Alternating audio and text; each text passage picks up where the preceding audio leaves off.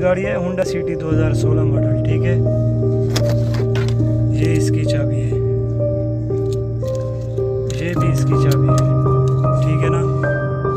अब इसका ignition on करते हैं, की को रोटेशन करते हैं, घुमाते हैं, लेकिन की आगे नहीं जाती।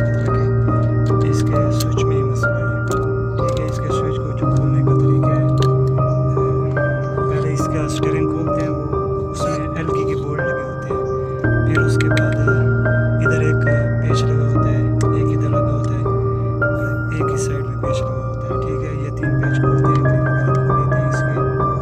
फिर ये जो इसके बगैर मुँह वाले बोल्ट खड़े हैं ना,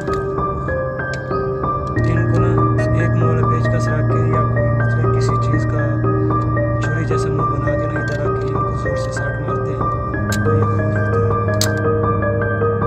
ठीक है। अभी इसका इग्निशन ऑन नहीं हो रहा, इसको खोलते हैं और प्रोग्राम करते हैं। गाड़ी तो फिलहाल स्टार्ट करनी है ना, फिर ये स्विच बनवाते हैं, बनने के लायक होगा तो बन जाएगा, नहीं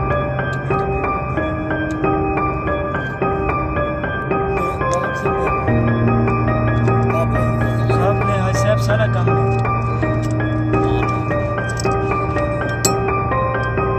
ठीक है। ये इसको बोल्ट लगा होता है बाकी के बगैर मुँह वाले।